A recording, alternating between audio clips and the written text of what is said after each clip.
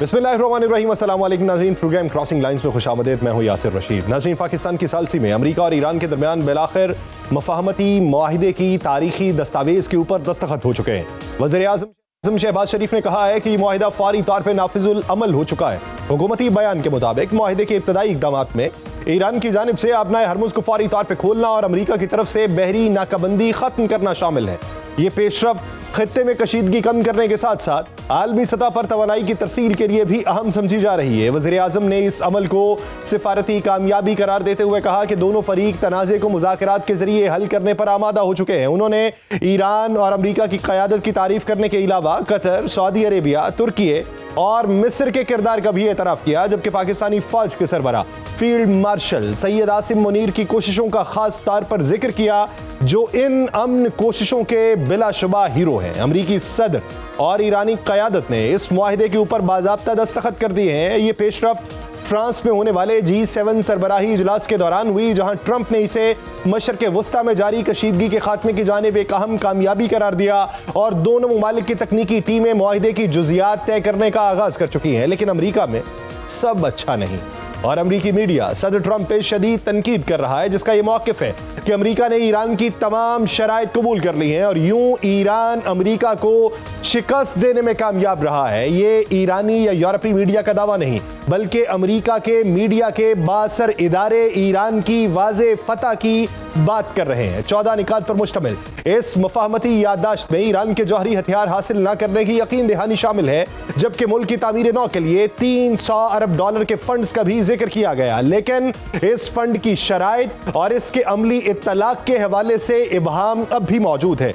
ईरानी पार्लियामान के speaker Mohammad बाकिर कालिबाफ ने इस मुआहिदे को फौजी कार्रवाई के मुकाबले में ज्यादा बड़ी कामयाबी करार देते हुए कहा कि मुज़ाकरात के जरिए हासिल होने वाले नताइज ज्यादा पायदार होते हैं। उनके मुताबिक अगर अस्करी कामयाबियां किसी कानूनी और सियासी मुआहिदे में तब्दील ना हो तो उनकी अहमियत महदूद रह जाती है। उन्होंने आबनाए हरमुज़ के हवाले से एक बार फिर ये वाज़े किया कि उसका कंट्रोल खित्ते के मुमालिक का हक है और ईरान अपनी खुद मुख्तारी बरकरार रखेगा। मुआहिदे में एक शिक ये भी शामिल है कि अगर इन 2 माह के दौरान किसी फरीक की जानिब से कोई कार्रवाई की गई तो उसका जवाब दिया जा सकता है, लेकिन उसके लिए निगरानी और सालसी का निजाम भी तय किया जाएगा।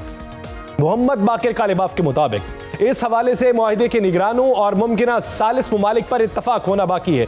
दूसरी जानिब ट्रंप ने यह वाज़े किया है कि 60 दिन में मुआहिदे तक पहुंचने की बात कोई डेडलाइन नहीं, बल्कि ये एक हदफ है। उन्होंने यह भी कहा कि बैलिस्टिक मिसाइल्स के मामले को जौहरी प्रोग्राम से अलग रखा जाना चाहिए और दीगर मुमालिक के पास ऐसे हथियार मौजूद हैं तो ईरान के लिए मुकम्मल पाबंदी मुनासिब नहीं होगी। ट्रंप ने ईरान को मुमकिना इक्तसादी फवायद फराहम करने के हवाले से भी मोहतात मौक़िफ़ इख्तियार किया और खबरदार किया कि अमरीका खलीज में अपनी फौज कुछ अरसे तक तैनात रखेगा, जिससे यह जाहिर होता है कि दोनों मुल्कों के दरमियान मुकम्मल एतमाद की फजा अभी कायम नहीं हुई और शायद उसके लिए कुछ मजीद वक्त दरकार हो। ईरान की वजारत खारजा ने भी इस पेशरफ्त को एक मुमकिना हतमी अमन मुआहिदे की तरफ अहम और फैसला कुन कदम करार दिया, लेकिन उस पर मजीद गौर जारी है। यह इम्कान भी जाहिर किया जा रहा है कि दोनों ममालिक के सुदूर मुस्तकबिल करीब में इस मुआहिदे पर बाज़ाब्ता दस्तखत कर सकते हैं। सदर ट्रंप ने इस सूरत हाल को ईरान में क़यादत की तब्दीली के तनाजुर में भी देखा और कहा कि मौजूदा क़यादत पहले के मुकाबले में ज्यादा मोतदिल है, जिसके बायस इस मुआहिदे की राह हमवार हुई है। यूं खित्ते में कशीदगी तो कम हुई, लेकिन मुआहिदे के कुछ पहलू अब भी मुबहम है। यूं एक बार फिर यह सवाल पैदा हुआ है कि आया दोनों फरीक तयशुदा निकात पर मुस्तकिल अमल दरामद कर पाएंगे या नहीं, क्योंकि यही चीज इस मुआहिदे की कामयाबी या नाकामी का तयन करेगी। अमेरिका के तनाजुर में इस मुआहिदे का सबसे अहम नुक्ता यह है कि ईरान ने जौहरी हथियार ना बनाने और ना हासिल करने का अहद किया है। यह वो शर्त थी जिसे सदर ट्रंप जंग के आगाज से ही अपनी सबसे अहम तरजीह करार देते आए। उसके साथ एक अहम तब्दीली यह भी सामने आई कि ईरान के अफजूदा यूरेनियम को मुल्क के अंदर ही बैनुल अक़वामी जौहरी तवानाई एजेंसी की निगरानी में कमजोर किया जाएगा। हालांकि इब्तदाई अमरीकी मुतालिबा उसे मुल्क से बाहर मुंतकिल करने का था। दूसरा बड़ा नुक्ता आबनाए हरमुज़ से मुतल्लिक है, जो इस पूरी कशीदगी का नुमाया तौर पर सबसे हसास पहलू रहा। मुआहिदे के मुताबिक इब्तदाई 2 माह तक आबनाए से गुजरने वाले जहाजों से कोई फीस वसूल नहीं की जाएगी, लेकिन उसके बाद ईरान और खलीजी ममालिक मिलकर फैसला करेंगे कि मुस्तकबिल का निजाम क्या होगा। ईरानी क़यादत की जानिब से एक से ज्यादा बार यह वाज़े किया जा चुका कि आबनाए हरमुज़ जंग से पहले वाली हालत में वापस नहीं जाएगी और ईरान अपनी खुद मुख्तारी के तहत खिदमात के एवज फीस वसूल करता रहेगा। यह बयान दरअसल आने वाले मुमकिना तनाज़े की झलक है, क्योंकि अमरीकी हुकाम खुद भी ये एतराफ़ कर रहे हैं कि खलीजी ममालिक किसी ऐसे निज़ाम को कबूल नहीं करेंगे जिसमें टॉल या फीस आयद हो। उधर अमरीकी और यूरोपीय हल्के इस ख्याल से मुत्तफिक नहीं और इसे बैनुल अक़वामी बहरी कवानीन की खिलाफ वर्जी करार देते हैं और ये इख्तलाफ मुस्तकबिल में एक नए तनाज़े को जन्म देगा, क्योंकि अगर फीस नाफिज होती है तो उसे सिर्फ मुआशी नहीं बल्कि पॉलिटिकल स्टेप समझा जाएगा। एक और अहम पहलू यह है कि कई माह से खलीज के पानियों में फंसे हुए तकरीबन 500 बहरी जहाज और 20,000 मल्लाह अब तक गैर यकीनी सूरत हाल से दोचार हैं। कुछ जहाजों ने हरकत शुरू की है, कुछ ने सिग्नल्स ऑन किए हैं, जबकि कुछ खामोशी से गुजरने की कोशिश कर रहे हैं। खामोशी ऐसी कि अपने सिग्नल्स को बंद कर दिया गया है, लेकिन मजमूई तौर पे बहरी ट्रैफिक अभी तक मुकम्मल तौर पे बहाल नहीं हुई। माहिरीन के मुताबिक मसला सिर्फ रास्ता खुलने का नहीं बल्कि एतमाद बहाल होने का भी है। जहाजों के मालिकान, इंश्योरेंस कंपनीज और चार्टर्स सब मोहतात है। कुछ कंपनी सिक्योरिटी का मुतालिबा कर रही हैं, जबकि अमले के अरकान इजाफी मुआवजे की बात कर रहे हैं। इसका मतलब यह है कि खतरा खत्म नहीं हुआ, सिर्फ उसकी शिद्दत ही कम हुई है। इसके साथ ही एक और तकनीकी मसला भी मौजूद है और वो है समुद्री बारूदी सुरंगों का खदशा। अगरचे उनकी मौजूदगी की बाज़ाब्ता तस्दीक नहीं हुई, लेकिन यह इम्कान जाहिर किया जा रहा है कि आबना हरमुज के कुछ हिस्सों में खतरात मौजूद हो सकते हैं।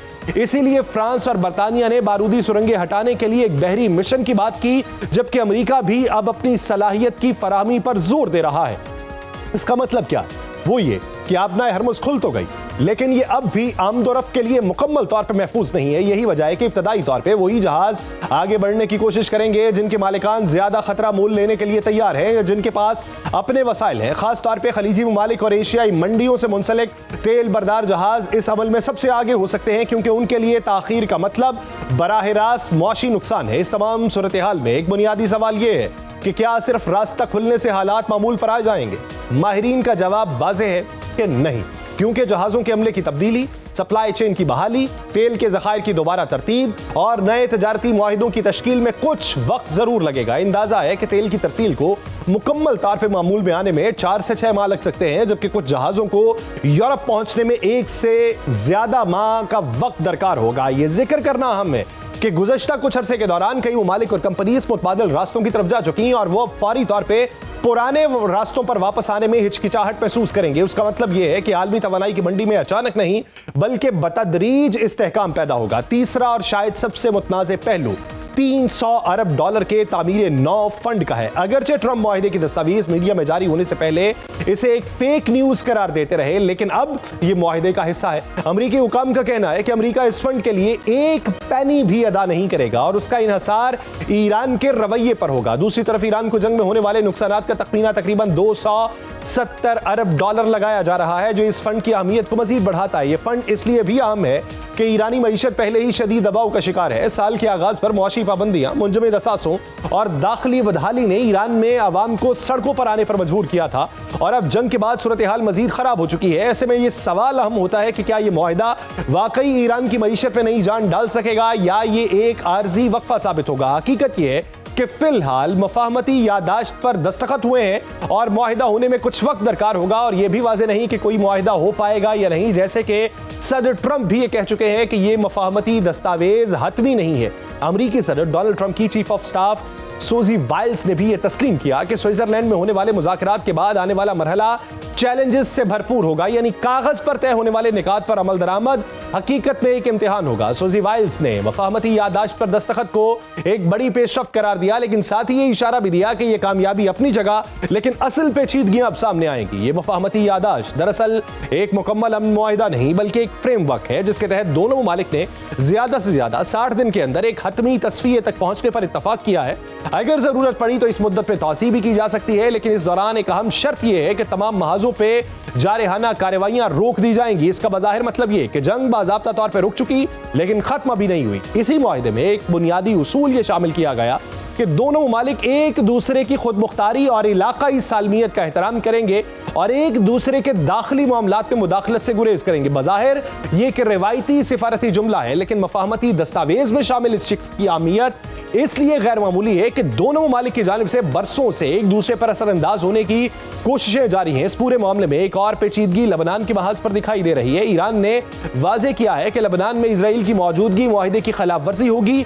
दूसरी तरफ इजराइल का मौक़िफ़ है कि लेबनान इस मुआहिदे का हिस्सा नहीं। जमीनी सूरत हाल यह है कि लेबनान में इजरायली हमलों की खबरें अब भी आ रही हैं, जिससे यह जाहिर होता है कि खित्ते में कशीदगी बरकरार है। ट्रंप खुद भी एतराफ़ कर चुके हैं कि लेबनान एक ऐसा मसला है जिस पर अभी काम करना होगा। उन्होंने इजरायली वज़ीर आज़म बेंजामिन नेतन्याहू के बारे में भी निस्बतन नर्म लहजा अपनाते हुए कहा कि अच्छे इंसान हैं, लेकिन बाज़ औक़ात ज़्यादा जज्बाती हो जाते हैं और उन्हें ज्यादा मोहतात रवैया इख्तियार करना चाहिए। दिलचस्प बात यह है कि ट्रंप ने इस पूरे अमल में पाकिस्तान और कतर के किरदार को सराहा, जो इस बात की निशानदही करता है कि पसे पर्दा सिफारतकारी में कई इलाकाई ममालिक ने अहम किरदार अदा किया। और ये वो पहलू है जो आमतौर पर खबरों में कम दिखाई देता है, लेकिन ऐसे मुआहिदों की बुनियाद इसी पर रखी जाती है। यूं अब सिफारती हलकों में यह बहस चल रही है कि अमेरिका ने आखिर इस मुआहिदे से क्या हासिल किया।